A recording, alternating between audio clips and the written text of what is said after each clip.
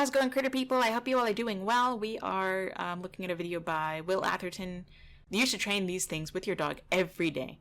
Okay, so this footage being used under Fair Use Act for education criticism. Just giving my opinion, seeing what he thinks that you should be training your dogs every day.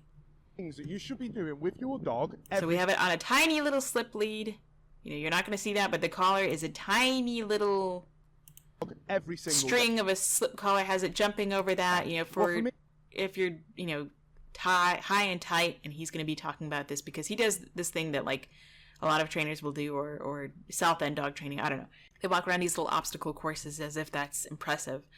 You know, this dog has a very tight, high, tiny cord of a slip lead or slip collar on him and a tiny little, like, you know, leash tab. And that's how he's working. Number one starts with this. He's having them jump over this. The only reason the dog is really jumping because he's forced to. I mean, they have practiced it, but the dog doesn't have the ability to not, you know, jump over this. For big dogs, jumping this high and landing on their two front feet can be painful, you know, for, you know, I guess any animal. You know, there's a lot of weight going on those front feet, and it can be painful depending on how much they jump. Oh, he's got these cool colors now. He should probably give a warning. I'll give a warning for anybody who has epilepsy that there's flashing here. But, all right, let's see what he has to say. Every single day. Number two is my barrier to entry drill. And that okay, he's absolutely following, I almost said Fenrir. Fenrir was his old company name, whatever. He's following South End dog training, you know, like trying to be, you know, impressive that, oh, we can have our dogs go up and down these little stairs. Did the dog even go down the stairs or did it jump? Drill. Oh, no, and that barrier to entry drill is simple. So he's talking about, see, he only has to use fingers with his dog because he has a lot of leverage on the tiny little slip lead that's on its neck. So he's talking about take your dog for a walk every day. Great, I agree with that. You know, barrier to entry. Okay, I mean, I don't want a dog bolting through the door past me either, but I'm not necessarily going to be like, you know, I don't ask a dog for a sit stay every single time I go through a door. You know, as long as they're not pushing me out of the way, that's just me. If you want to do that, that's fine. You can practice that. Anytime my dog wants something from me, they must sit, wait patiently, looking up to me for guidance. Okay, so I personally don't agree with that. That's just me. For your guidance nonsense, I don't care. You know, if my dog, every single time my dog wants something from me, they have to sit and look at me. And to me, I just think of it as like, it's like God. Okay, dude, get over yourself. That's just my personal opinion. That's not really an educated point of view. Just, you don't need to do that.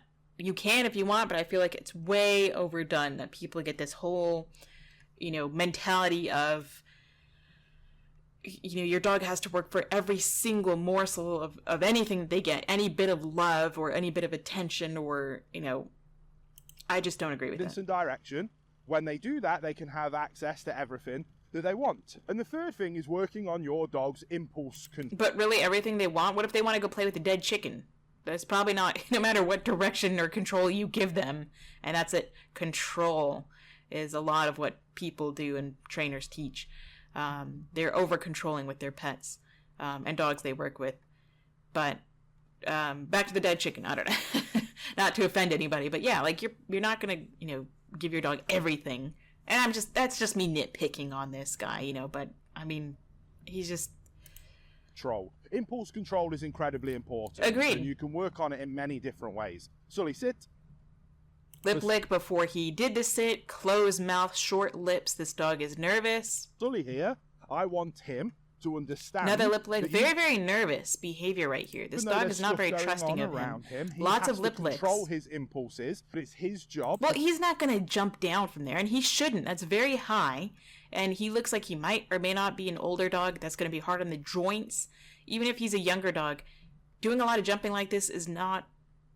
I wouldn't think of it as being natural for a dog, unless they're really, you know, energetic and they're really like a border collie or, you know, Belgian Malinois or something that's really just they like to, you know, jump.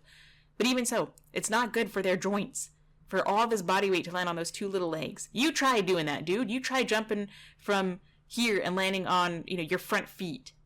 Or your, well, for you it'd be your hands or your wrists. Control that impulse and wait for my guidance and... So that's...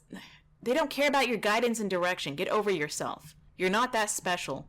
He's just staying here because if he doesn't, he's going to get corrected. And if you tell him to jump from here, then he's only going to do it because he has no option to go left or right. because you've trained him that he can't go left or right and take the easy way, safer, smarter way down. So this alone isn't necessarily impressive because a lot of dogs wouldn't necessarily think to jump from this distance. I mean, maybe this guy would, but I don't know. Direction. The more you work on this, My Shiba wouldn't. The better this gets, the more reliable your obedience is. Now, I am all for having self-control. You know, self-control is really good. Impulse control is really good and helpful to teach your dog. But don't be so obsessed over, or at least let me say, I'm not obsessed over obedience. So many people just want their animal to be obedient, and they forget that it's an animal with a living, you know, a soul, you know, that has a mind of their own, and they have their own wants and needs that need to be taken care of. The and more it's not just the reliable your human. obedience is, the better behaved your dog is going to be. Okay, so yes, the more obedient, the better behaved, but what about, it's more than just the behavior. What about the relationship between you and your dog? That's what I care more about than having the best obedience. I mean, training is for the life of the dog. And hopefully your relationship will grow and be better the life of your dog. I mean, I have so much more of an understanding of my Shiba now at, you know, nearly 12 years old than I did when he was 2 years old even. You know, or especially, you know, 6 months old or 12 weeks when I got him. You know, and I will have that much more understanding of my future pets that I have. And just, you know, appreciation for them. I've never had an old dog in my life. And so he's teaching me a lot about that, about sickness and what I can do to prevent that in the future and just what to expect, you know, and you know, when you get old, that's just what happens. So anyway, these were just my, I don't think anybody requested this. I just kind of found it. But if anybody did, then thank you for that. Thanks for watching. I hope you enjoyed this. Go give your critters a little howdy-do for me. Say hello. Hope you all have a good day. And until next time, stay positive.